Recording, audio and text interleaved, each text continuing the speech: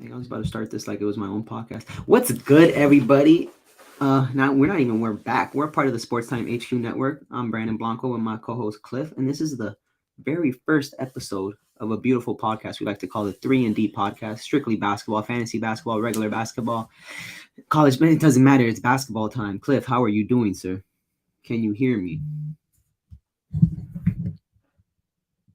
Hello?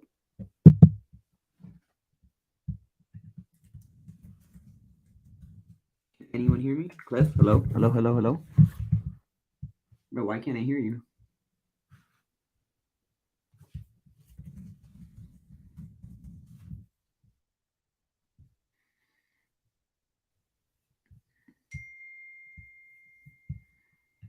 I can't hear anything. Fernando, you might want to stop this thing. I can't hear anything.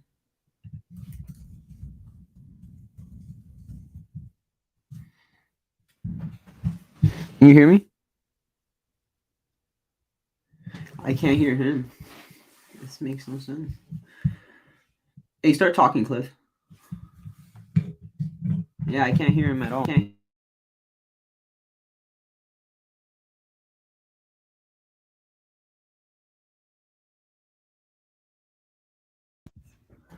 Hello, hello, hello. I can't hear you. What is happening? This never happens.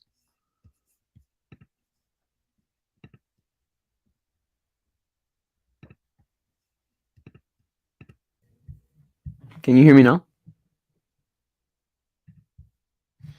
I can't hear him.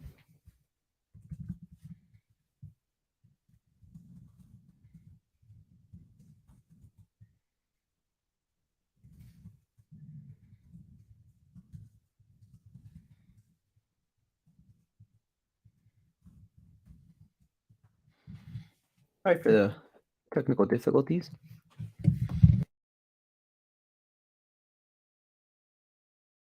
Why does my mic keep coming off? Hold on. All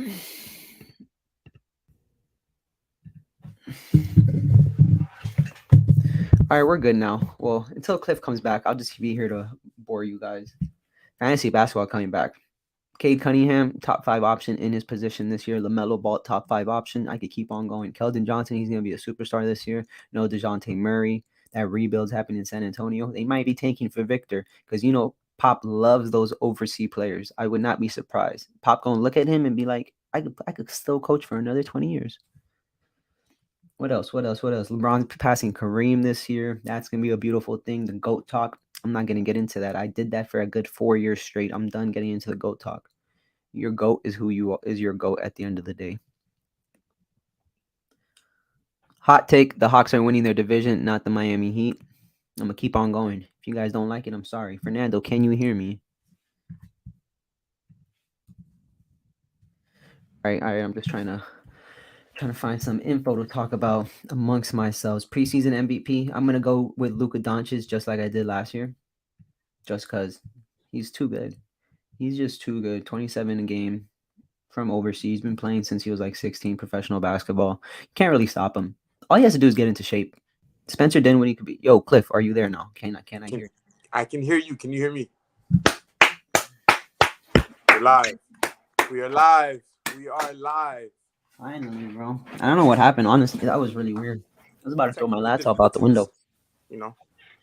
But yeah, technical difficulties. But yes, like I said, the 3 and D podcast, a part of the Sports Time HQ network, just strictly basketball, fantasy basketball. I was just talking about Victor Cliff that, maybe the Spurs might tank because, not even that they're going to tank. They lost DeJounte Murray, so they're going to be horrible. I was talking about fantasy with Kelvin Johnson, Kentucky product. He's going to be a fantasy star this year. Probably, My thing is with the Spurs, do you think it's in Pop's nature to tank? It's not even going to be in his nature to tank. It's just the Spurs aren't a good team. I don't even think they were trying to tank. I don't think they try. Pop doesn't try to tank with these guys. Never It's tries just to like tank. Yeah. the team isn't good. DeJounte Murray, he's a baller, but he's not he's not no superstar player that could lead a franchise. Like they don't have that franchise player yet, and this is the draft to do it. If Pop still wants to coach, if he doesn't want to coach, just be a good person. Get the number 1 pick, get Victor, retire, hand the keys to Tim Duncan. Don't look back. You got season tickets. You're Greg Popovich. Literally. But yeah, there's no stopping. You know, it's the crazy thing how much I love LeBron James, but I really do think at the end of the day, as of right now with Victor, he's 7'4". Players like that, you're not supposed to be that big and move that good. Look at Kristaps Porzingis. I can keep on going. One of those feet of his snap, it's over. But as of right now, him being healthy, I promise you, if he has a healthy career, he's going to be the best player of all time.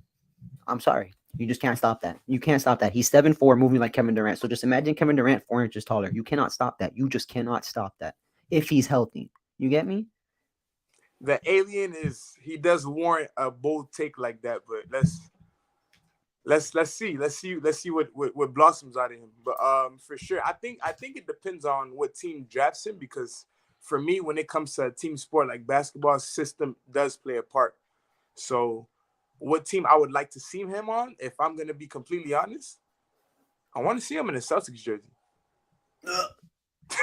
I don't think the city of Boston deserves anything nice, but that's a comment for another day. But the thing with Victor, I feel like there's certain once in a lifetime players that the system really doesn't matter because they're going to become the system. LeBron became the system. Durant became the system. Luka became the system. Victor's going to become the system. You don't draft that guy and look at him and like, you know what? You're going to work off this point guard because we have him and he's the foundation of the team. They literally said any team that drafts Victor is going to add around $500 million to the team's 500 net worth. million. He is 18 years old. He cannot buy liquor. He cannot rent a car without getting charged that extra charge. I would wake up like I'm the king of the world. I'm like, wait, I got how much to your franchise? I'm not in school anymore. I promise you, if I was him, I'm not in school anymore. Picking up the basketball, breakfast, lunch, and dinner.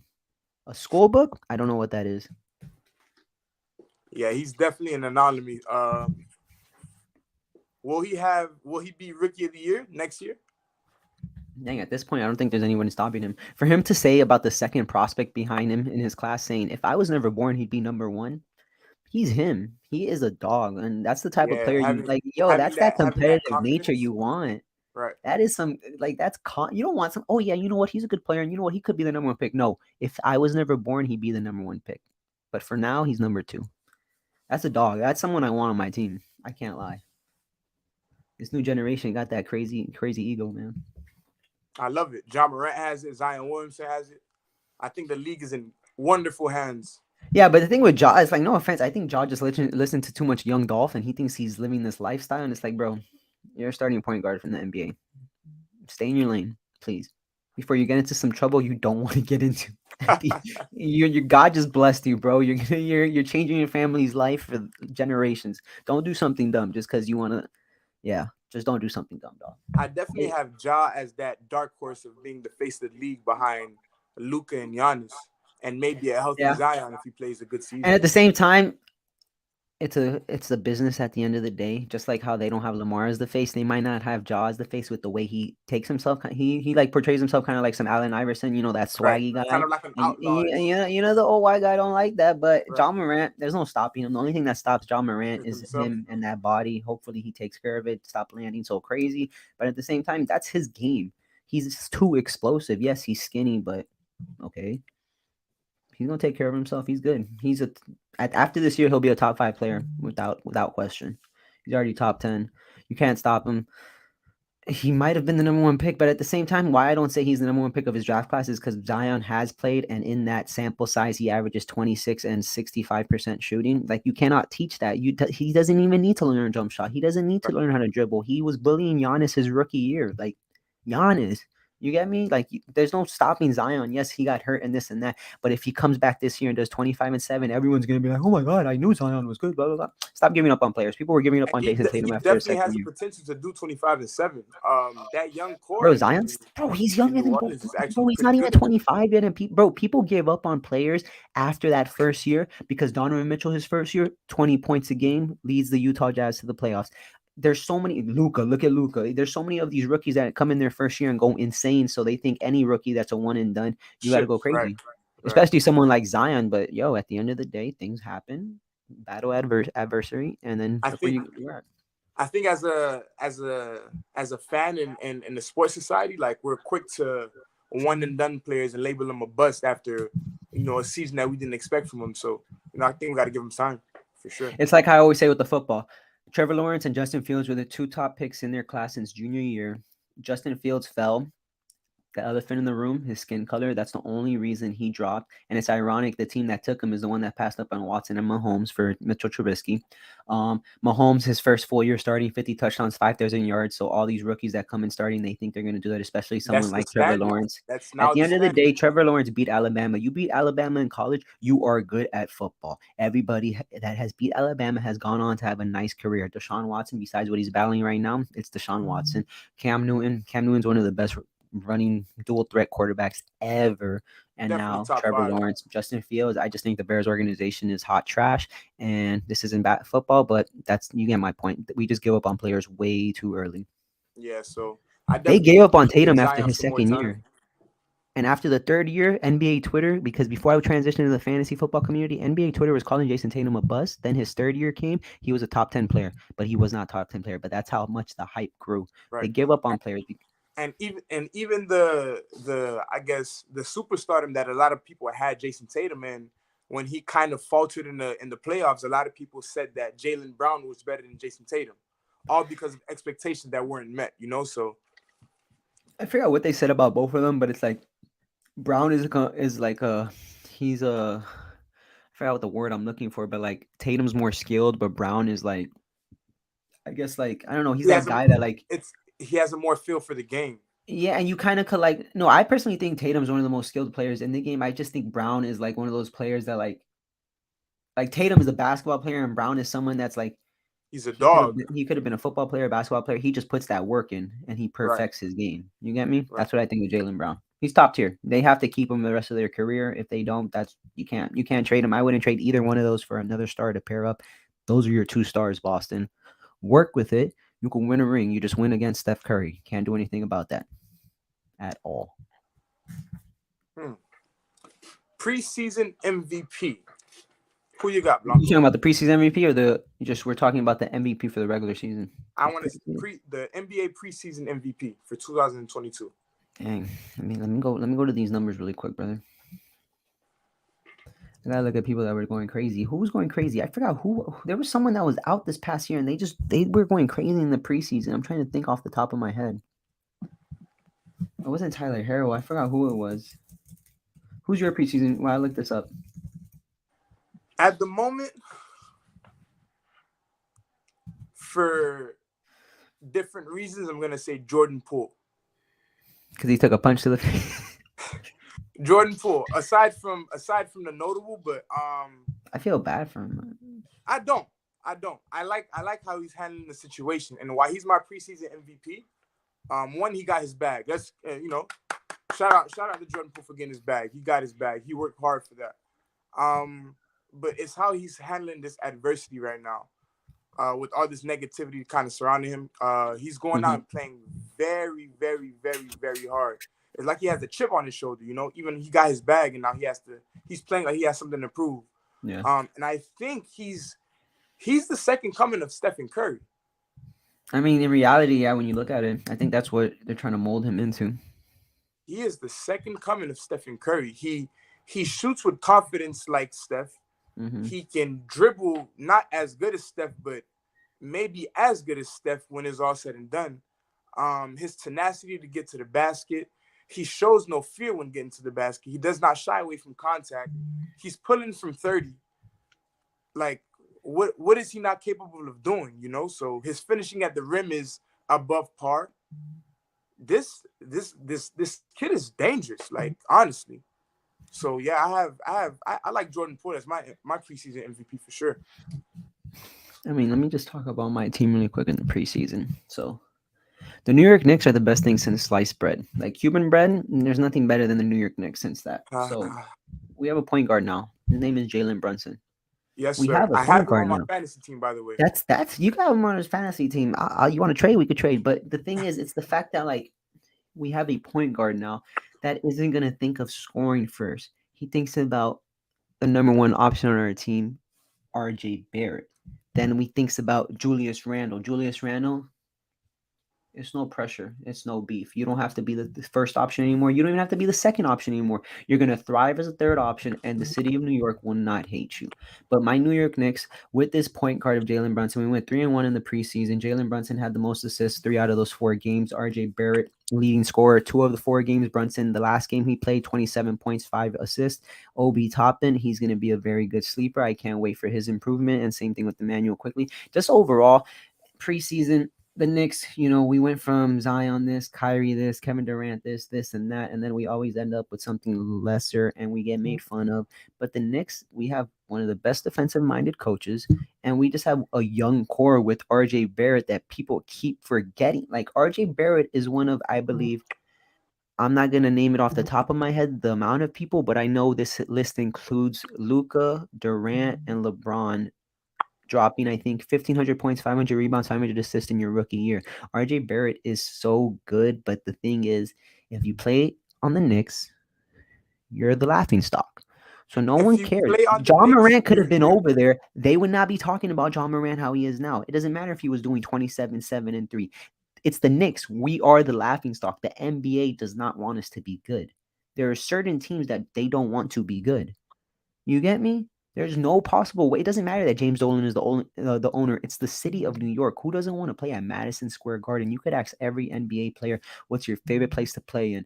The Garden, especially on Christmas. Just people right. cannot handle that. That's why people hate Carmelo Anthony, but it's like, bro, he put the city on his back. He just ran into the Indiana Pacers. But yeah, I love my New York Knicks. I can't wait for them to what they're gonna do this year, man. I really am excited. The only thing that's rough for the Knicks this year is that they're playing in the hardest conference in the NBA. Yeah, I'm not gonna. I'm The seeing like East me. is now the Beast Conference. Yeah. With Donovan Mitchell now coming to the Cavs, you I have always that. said the East. The East was always the better conference. They were just all babies. Joel Embiid was still a baby. Giannis was still a baby. There were so many. They were all just so young, and now they're finally growing up. Yeah, so The West still I has see the dogs. The Knicks West has fighting got for those that. guys that we grew up watching with LeBron, and Curry. But the East is no joke. The really East is no. The East is just super super young. And very, very stacked as well. I can't wait for the I see Magic the this year. Knicks fighting Paolo for like Banchero is going to be such a monster. I see the Knicks fighting for like a 6th or 7th playoff spot. Looking at it right now, the Bucks. Hold on, what's our next topic so we can just talk about this? Record predictions. Let's talk about record predictions really quick and just overall seeding for these playoffs. All right, what do you got? Where you got your Knicks? I'm looking at the East right now. The East is tough because look, this is playoff teams, not including the play-in. I'm just going 1 through 8 and not including those last 2 teams. Philly's in, Miami's in, um, Milwaukee. Milwaukee's in. That's 3. Cleveland is in. That's 4. Philly is in. That's 5. If I'm keeping it Atlanta. real, Scotty Barnes takes that next step. That's 6. Mm, Atlanta.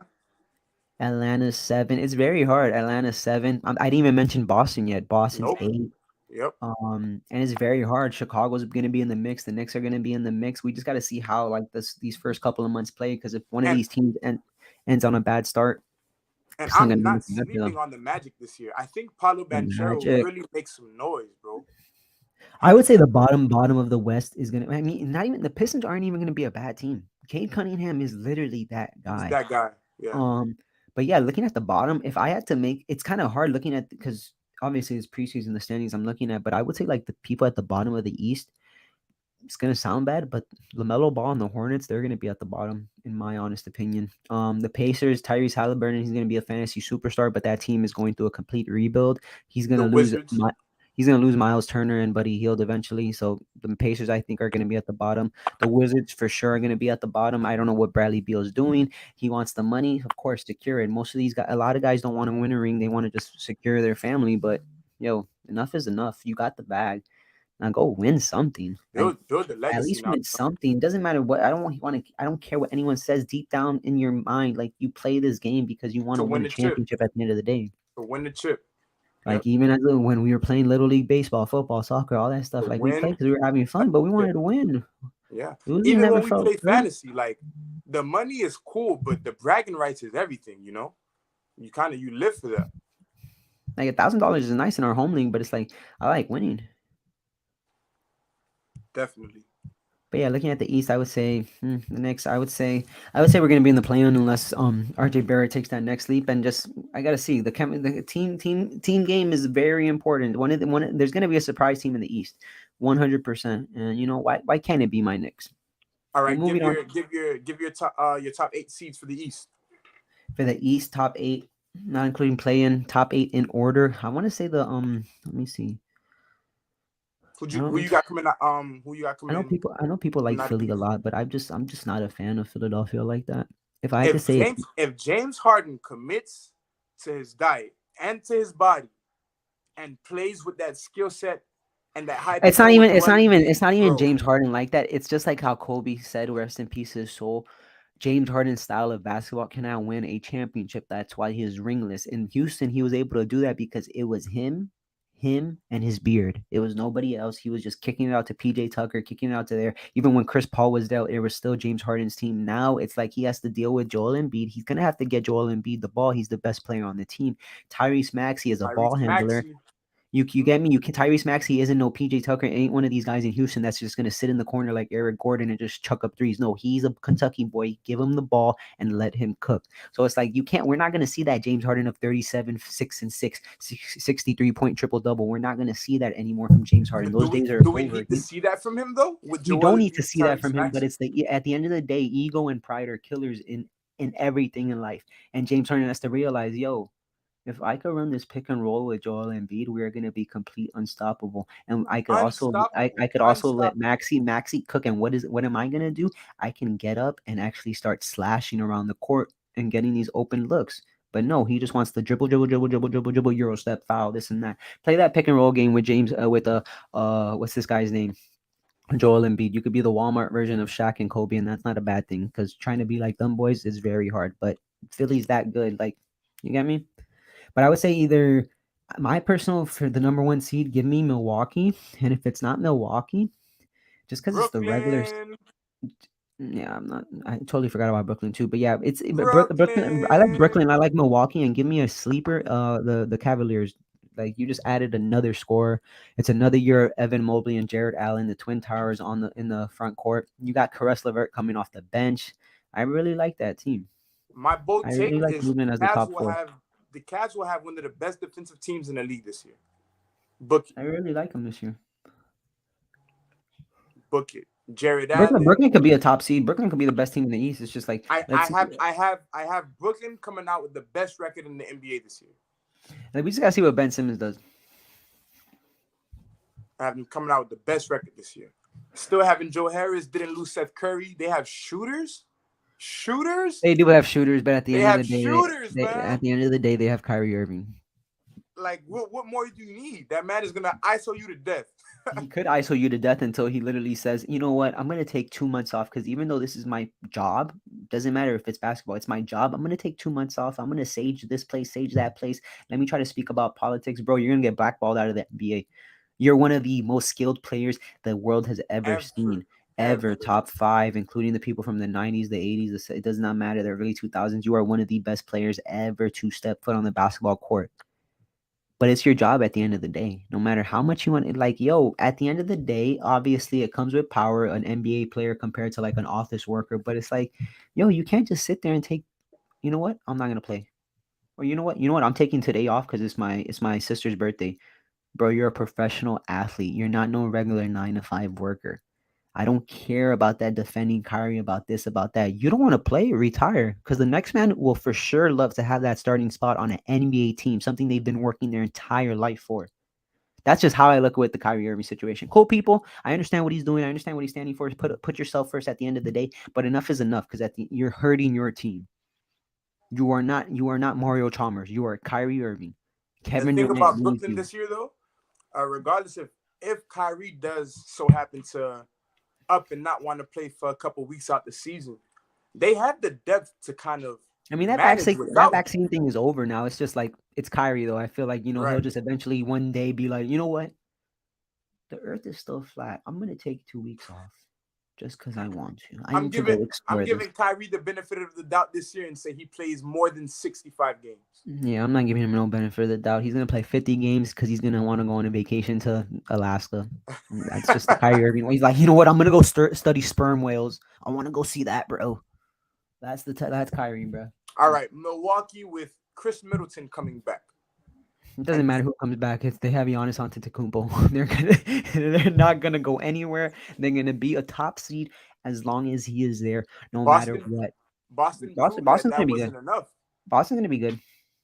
Yeah, but But I Boston proved like that Boston's gonna be good. Giannis alone isn't enough.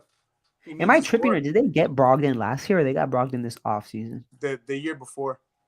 Oh, okay. All right, cool. But yeah, I like Boston too. Boston's gonna be there. They went to the finals for a reason. It's just another year of Tatum, another year of Brown, two players who have not entered their prime. You don't enter your prime till you're about 27 years old. All this whole generation that's in the NBA, there's like top 10 players. John Moran and Luka aren't 25. What do you think they're gonna do when they're 28? When that man body starts coming in, that man muscle, all that shit. You get me? Like, yo, these guys are dogs. Like the elevation of play. It's like when we do fantasy basketball, the NBA is getting so talented that every team is getting 2, 3 stars. You get me? And you're not going to be able to keep them all no matter how high the cap goes up. Right. It's just insane to see.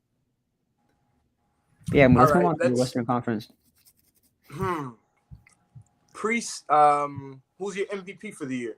Overall, Western Conference, Eastern Conference. I'm going to say just like I did last year, I'm going to say Luka Doncic. There's just no stopping him. He just can't start off slow like he did last year. Another year of being efficient. It's really his weight. Like, if he's in shape, he's good. If Luka Doncic is in shape with Spencer Dinwiddie there to help him work in the fourth quarter so he's not dying of, exhaustion.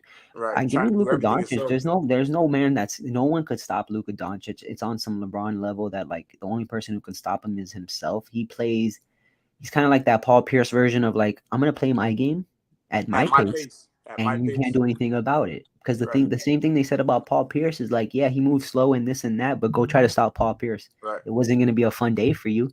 Like, those players that, like, are playing at their pace, even though the game's not at that pace, it's like, yo, those guys are scary. Because those guys are like, bro, I'm going to do what I want. And Luka does that. He does what he wants to the point that he'll sometimes go in the lane and dribble, and it's like the defender's on his back because he's so big. And it's like, bro, he's not 6'4", 6'5". He's LeBron's height, probably like 20 pounds lighter. So, like, eventually it's going to happen. It really is. No matter what. If it doesn't happen this year, it's going to happen. Luka Doncic will have multiple MVPs, and I like it this year. They finally have a center or a power forward that he could rely on in Christian Wood, who doesn't have an injury past like Kristaps or anything like that. But yeah, if it's not Luka, if I had to go for a dark horse player, I would look at the Clippers, but I know all of those guys are going to get load management. If it's not Luka Doncic, you have to give me John Morant. John Morant's a very sleeper to finally take over the NBA this year, but John Morant, Luka, Giannis once again, maybe Joel Embiid if he doesn't get robbed. I don't think they're going to give Jokic a third straight MVP. It doesn't matter what he does. At the end of the day, I think Skip Bayless or some analyst said this a long time ago. It gets repetitive giving the same player the same award every year. Aaron Donald 3 straight years, and then they give it to TJ Watt. Michael Jordan could have won every MVP award. Same thing with LeBron. It gets boring. So I wouldn't think. I think Jokic, no matter what he does this year, even though he probably will go crazy, he's not going to get that MVP unless he's on some bizarre thing. He's a center that's averaging a triple double, and the Nuggets are a top 3 seed. Seeding doesn't matter anymore, in my opinion, though. But yeah, give me Luka, Giannis, or Embiid. And if I had to go like a real out of left field sleeper, I'm trying to look hey, one of those boys in Don't be surprised if Steph Curry gets another MVP. Hey now. That's actually not a bold take. That's very And logical. at least he didn't have someone team up with another top 5 player and ruin their legacy. I'm not gonna talk about that. I mean, yeah, we don't shade people on Sports Time HQ, brother, but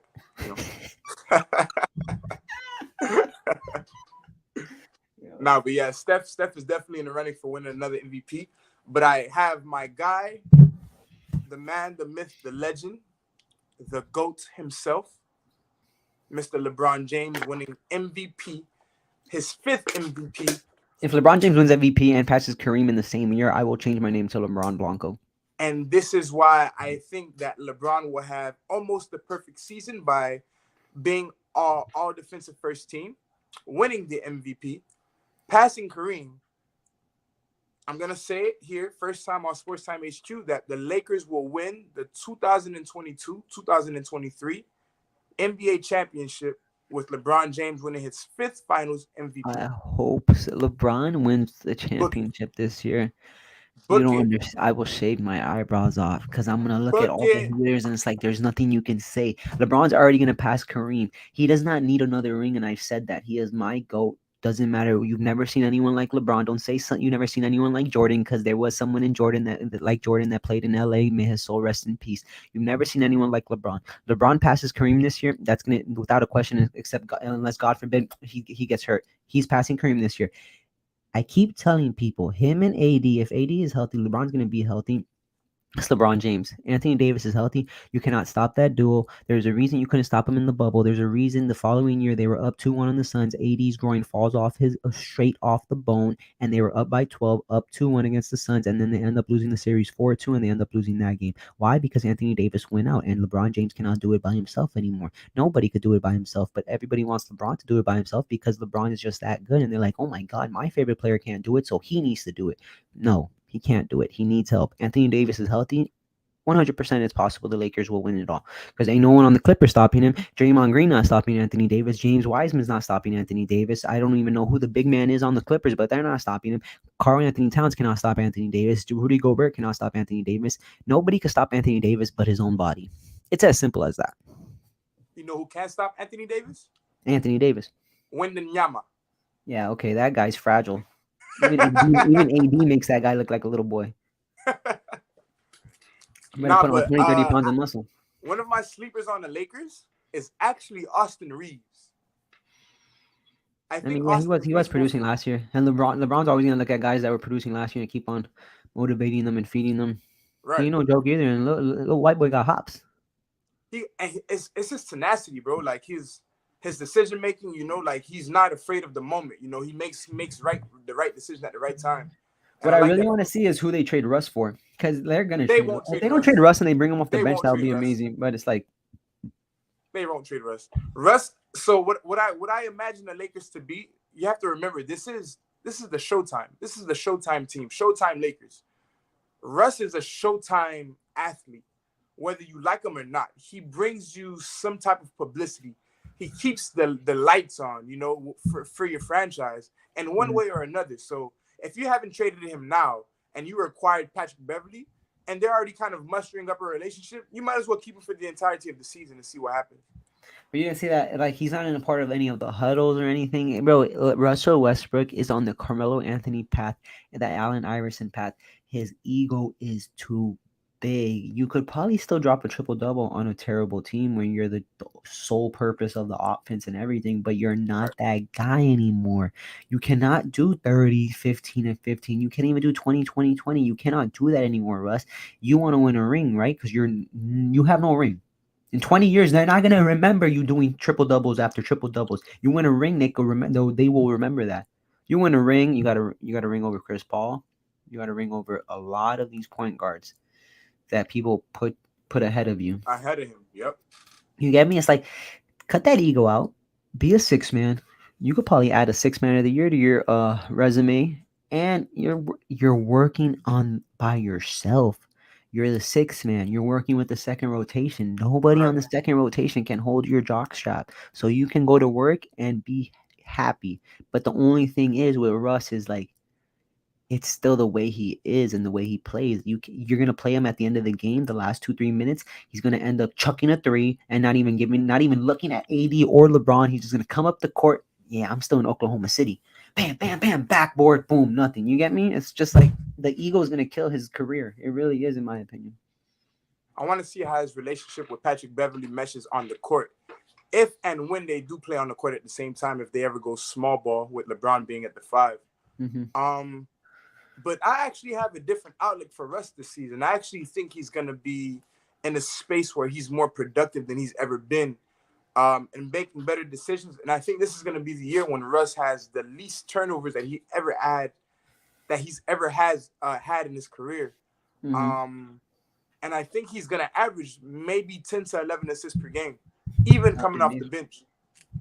I mean, I like I think they have Lonnie Walker over there. I like LeBron to turn him into some type of nice complimentary player. There's a couple players. It's like playing with LeBron is super hard from what people have said, but at the same time, playing with LeBron that could just make you so much better.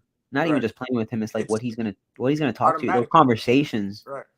Those conversations are gonna be insane. This is a man who's literally played for 20 plus years. Like players dream of doing that. Right. After 10 years, their knees start hurting. You know what I mean? His basketball IQ is second to none. Yeah, top tier. Yeah, for I sure. just think LeBron's too big of an athlete of a name to like coach a team. So like he should buy a team, but LeBron's not going to spend like he has too much stuff going on outside of basketball to literally become an NBA head coach. Right. Yeah, Way he's already at the moment a player coach. Like whether you Bro, want to he's a believe it or not, businessman at the end of the day. Like he's player GM. Whether you want to believe it or not. he is. I think at this point, when it is all said and done, when his career is etched in stone, he will eventually buy an NBA team. So be it the Cleveland Cavaliers. And to paint a scenario, I would love for Bronny to get drafted by the Cavaliers. That'd be hilarious. A beautiful storyline for LeBron to finish his last year with the Cavaliers, maybe win another championship, tie Jordan for 6, retire that year, and then buy the Cavs the next year with Bronny. I mean, like I would see if Bronny doesn't get any better, then he could be a second round pick. I just don't, or maybe not even drafted, because it's like if you're just buying it to get a couple years of LeBron to increase your revenue and stuff, it's like, are you really going to raise a draft pick on him? But Bronny's still going to grow into his body. He's still going to develop, especially after a year in college. But that would be amazing for him to get drafted by the Cavs. They're going to have literally Mobley, Garland, Allen, and Donovan Mitchell. LeBron could just go over there, insert him at the 3, and be like, guys, I'm about to average 20 points. Don't talk to me. You guys are doing everything. Because I think LeBron's going to be one of the only players to ever average 20 points his entire career. I don't think he's going to fall off the cliff like a Kobe, like a Duncan, like any of these guys. I think even in his last year, he's going to be doing over 20 a game. For sure. He just scores too easily. Like, you get me? I just don't see him averaging under 20 ever, and he hasn't to this day. The man lives in the hyperbolic time chamber. Like he spends over $1 million on his body a year. You know, like, yeah. Probably gets a crazy 2-3 hour massage a day. He's eating like 4,000 calories a day. He's working out like 3 times a day. He probably has like electric shock therapy. He has like 7 different therapies a day. He probably has a doctor that could come to his house on call. He has a chef on call. He has hydroaromatherapy. Like, yeah. He has, that's how you take care of your body. Like, obviously, but you need money for it. There's a reason. $1 million a year on your body. I hope mine wouldn't break down either on me, because I'd be very upset. So that's why he's probably so upset when he does get hurt. Because when he gets hurt, it's not his body. It's Solomon Thomas following. I mean, not Solomon Thomas. I thought this is me being in the football world. What's his name? The guy who fell on his ankle. I forgot what his name is. Yes, I know. Yes, him, Solomon Hill. Man, when he fell on LeBron's ankle, like, you get me? LeBron gets hurt off these idiotic moves. It's not LeBron's leg tweaking itself. It's nothing on LeBron ever.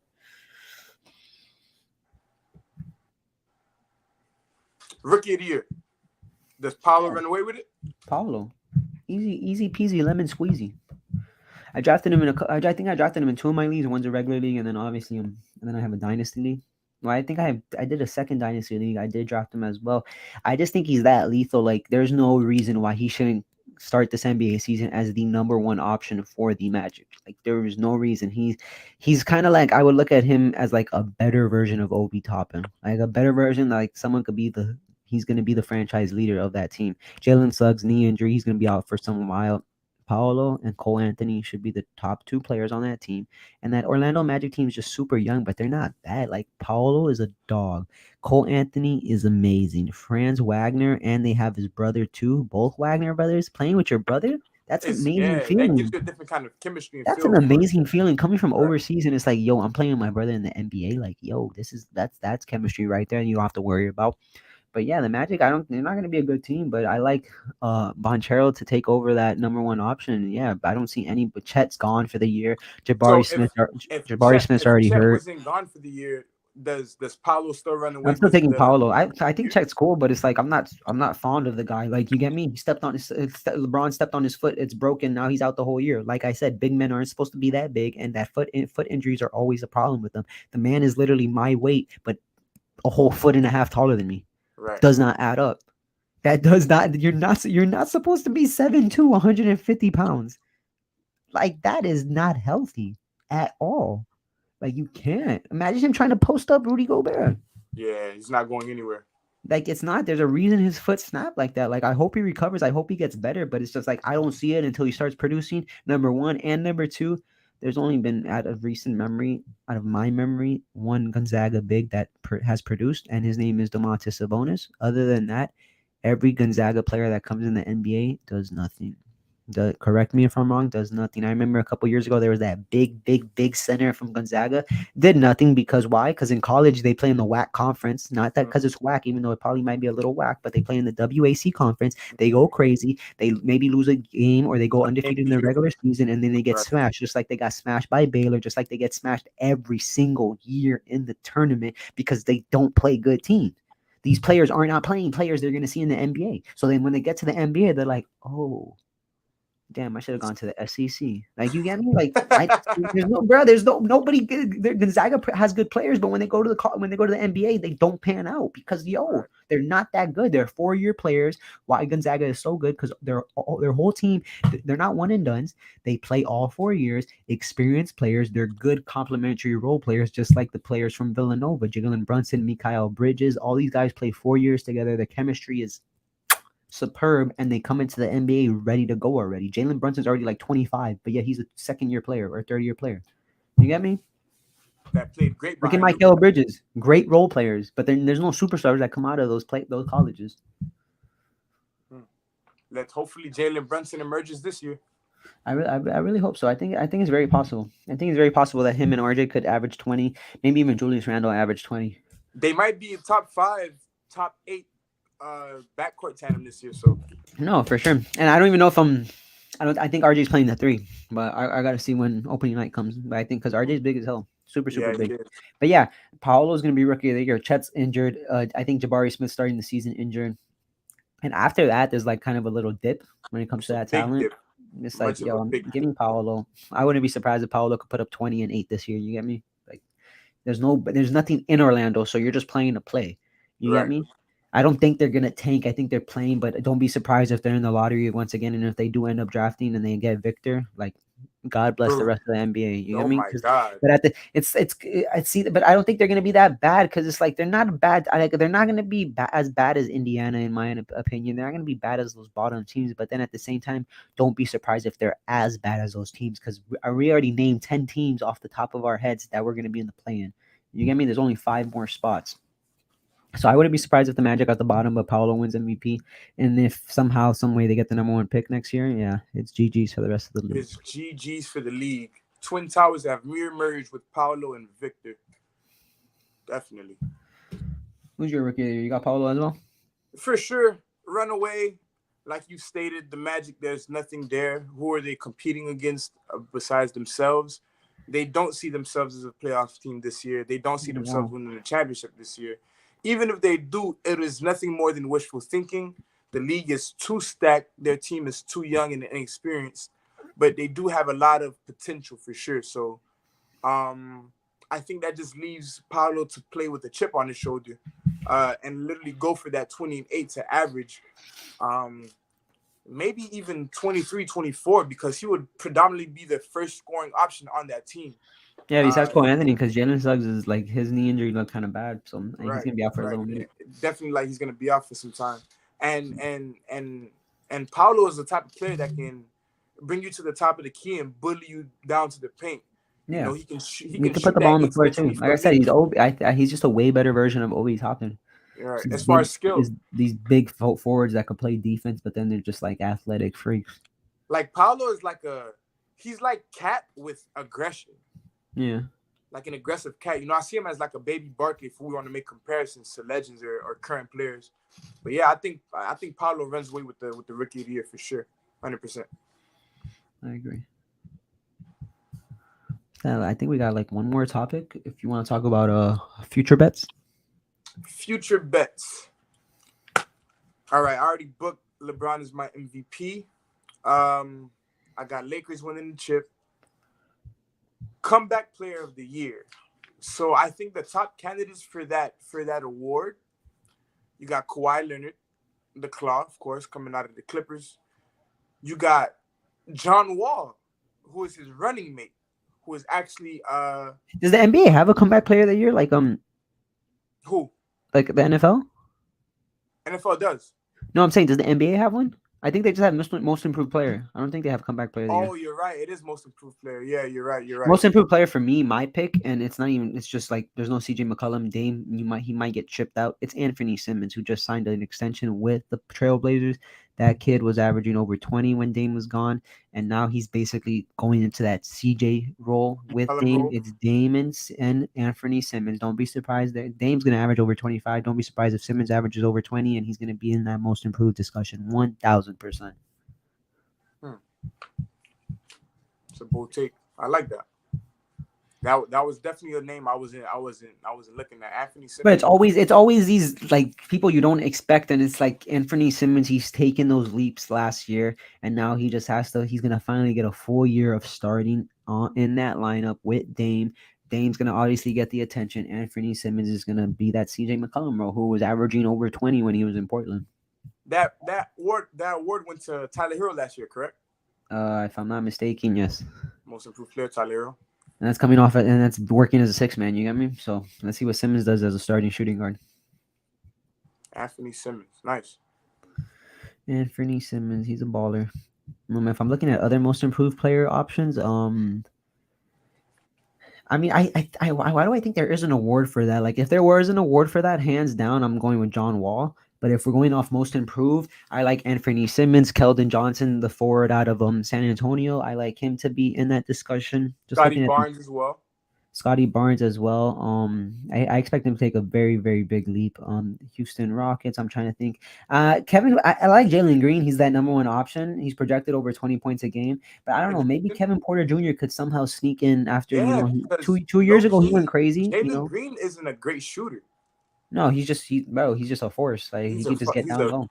He likes to bounce and dunk the ball. The Rockets were averaging the most points per game in the Western Conference this preseason. That team isn't bad. It's just it's super young, like super young. Their best player is literally under 24. Right, and experience is gonna play a big factor in a lot of teams. A lot of outcomes of the games this year. Yeah, the bad teams usually they're bad, but they have some players. That's why these contending teams go and snatch them from them. There's no chemistry. They don't know how to win games together, but they're not bad at the end of the day. And I think what you just said kind of pitches towards some fantasy advice where you can kind of like, this is not the NFL. You don't want to NFL. You typically want to get great players on great teams because you know they'll produce. Yeah, strong offenses. Yeah, NBA score. I think don't be surprised if I have Cade Cunningham and Sadiq Bey on my team. Like I don't care if the doesn't matter. These guys are gonna produce at the end. Sadiq Bey was a top 10 player in his position last year, and now he gets an extra year of Cade Cunningham. Oh my god. I don't look at any type of record when it comes to fantasy basketball because they're gonna produce at the end of the day. It's not that you get me. It's not like, oh my god, like how I started Deion Jackson today, hoping he could get me 10, 12 points. No, like I could start literally off the top of my. I don't know. I'm trying to think of some guy who's not that good. I could start Alex Caruso and he might give me 25 fantasy points, and that's a good game. You get me? It's true. Fantasy basketball is a completely different animal. I love it, but I hate it at the very same time. Way too stressful. I think fantasy basketball is more of a matchup situation as opposed to that, but it's fantasy basketball has way more luck involved than fantasy football. It's 19 weeks, 19 matchups. Other than that, it's games every single day you have to pay attention to. You only get seven ads a week that you go drop players, and it's only 7 times. Well, how it is in most ESPN leagues. And yeah, it's just it plays into April. The playoffs are happening at the end of the regular season. The bad teams are tanking. That's why I don't draft Gilgeous-Alexander anymore, because the Thunder end up shutting him down a month, 2 months before the season ends. The good teams are sitting their players at the end of the week. So it's these I made the finals once again in the NBF league last year. I lost on the last day. not to superstars. I lost to Emmanuel Quickly and Obi Toppin, who each gave this guy 82 fantasy points. IQ dropped a triple double, and Obi Toppin just went berserk. Why? Because the Knicks had benched Julius Randle, RJ Barrett, all these guys, so the young guys come in. That's why it's that last week. It's crazy because that last week in championships for fantasy basketball, this team that you drafted, you're like, yeah, and guys that weren't even on your lineup, people you just picked up, are the ones that are winning you that title, because it's a different animal. That season is just way too brutal, way too long. If you win a fantasy basketball championship, it really is meant to be, because you could do so much, you could do the right trades, this and that, and then that last week comes, oh, the Bucks have shut down Giannis for the rest of the week because they clinched the number one seed. You can't do anything about that. You just can't. That's not going to happen in football because it ends in week 17, and they're still playing players. That's why I love fantasy football. It's like fantasy football is more stressful in my head because it's just like such small scoring compared to like in fantasy basketball. You could have Eric Gordon drop you 65 fantasy points, and you're like, oh my god, wow! Like, you get me? It's so hard in fantasy football to get those points. So I think the gist of that was basically you got to play your waivers. Kind of very tedious throughout the whole season rather than being neglectful because you only have good players on your roster. So yeah, I think. Hold on, Fernando, I got you with that right management. now. Huh? No, Fernando had posted something in the comment. Yeah, so I think schedule management plays a big factor. Because yeah, so if your team is plus 500 by 30 games, you know, they're definitely gonna sit their starters, and you know, you having Luka, you having LeBron or Giannis might not get those minutes and might lose your matchup. So yeah, I think schedule management is a big fantasy basketball tip for sure. I'm trying to think right now. I'm thinking because I know there's gonna be a star that's gonna be a bust this year. Thinking hard. Oh, the star bust, not star burst, but the star bust. Starbucks Sundays. Damn, I mean, I wouldn't be surprised if Jimmy Butler takes a little dip, but if you're just talking about the biggest NBA fantasy bust this year, hold on. To be honest, and I think it's going to be just like last year, and I don't know why. Even though I took him in Dynasty, and I'm kind of mad because I took him thinking RJ Barrett would be on the turn, but he wasn't. It's just, I don't know why. I just have this weird feeling about Michael Porter Jr. and him just like being like permanently fried with his back. Like, back injuries are no joke, and it's not like bro, the way he shoots, he's getting full extension of his back, and he's jumping high as hell. Like, it's gonna eventually. I just think like where you're drafting him at, I just think he's not gonna pan out again. And maybe just because I drafted him last year too, and he did not pan out for me, I just personally think he might be that guy that is he's just injury prone. Like, his back isn't. He's gonna have back surgery after back surgery after back surgery. It's like nothing you really could do about that. Don't get me wrong, his talent's out the roof, but the man cannot stay healthy, and I just think, God forbid, but I just think it'll probably happen again this year. I'm going to give you 10 names, 10 superstars. Out of these 10, you have to predict one that is going to underproduce and might be a potential bust. Top 5. Jokic, Giannis, LeBron, Steph, Kevin Durant. The next 5, Jason Tatum, John Morant, Zion Williamson, Paul George, and Bradley Beal. Who has the worst season? Dang. So there's so much things that could go into this. Off the top of my head, the first answer I wanted to say was Zion, just because I feel like they're going to load manage him, but it's sad because you shouldn't be load managing a 23-year-old. So let's see how you get me he's 23 years old. You shouldn't be load managing that.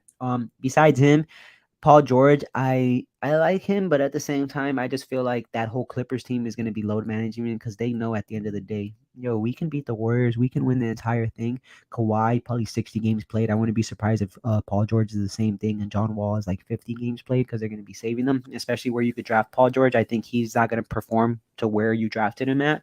Jokic, going to be a top 5 play. Giannis, top 5 play. LeBron's good value. LeBron is great value because it doesn't matter that he's 38. Second round.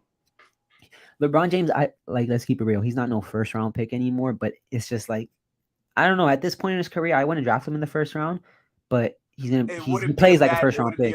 You get me? Like, no, like he plays like a first round pick. He's top 5 at his small forward position.